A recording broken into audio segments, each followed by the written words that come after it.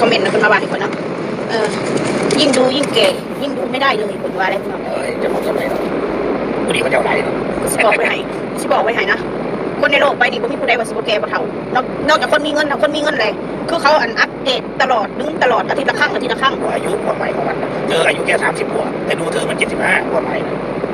ความหมายของเพื่อนมันนะถ้าสิว่าแบบนั้นมันบ่แม่นบ่ถูกต้องเพราะว่าคนเฮาสิแก่กว่าอายุกับบ่เป็นหยังเพราะว่าหยังมันบ่สามารถที่มาวัดได้ดอกเจ้าสิมาแก่กว่าอายุหรือสิอ่อนกว่าวัยมันบ่เกี่ยวกันอยู่ที่สายตาอยู่ที่สายตาคนมองว่าสาวนี่งามเนาะสาวนี่ผู้ให้เนาะมันไม่ได้เกี่ยวกันเลยเพราะเห็นว่าดาราเขา50 ปีเขาคืองานเถอะย้อนอย่างหนึ่งเขามีเงินเขาสบายเขาไปตากแดดตากลมเขาอยู่แต่ในห้องแอร์เขาอยู่ชีวิตสุขสบายอันนี้ว่าเปรียบเทียบสื่อคือเขาสวยอายุ50 60เขาก็สวย70เขาก็ยังสวยคนอายุ70ซ้ำคนอับสมัยนี้มันสมัยเจริญแล้วมันคลิปตลกในเฟซบุ๊กเด้อพี่น้องสมมตินี่พ่อเมียเขาจะออกมาเห็น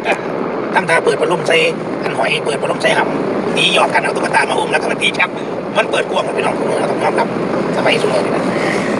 ต้องเข้าใจนะจ๊ะคือคนเกิดมาเขาก็อยากงามแบบสวยแบบนั้น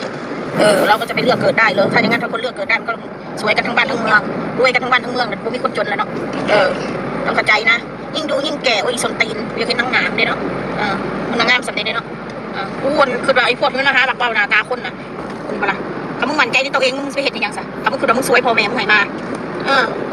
มีการอย่างก็เราภูมิใจนะที่พ่อแม่เราให้มาแต่คนเรามันรักสวยรักงามผู้ขี่มึงก็ภูมิใจดอกถ้ามึงภูมิใจมึงไปเห็นอย่าง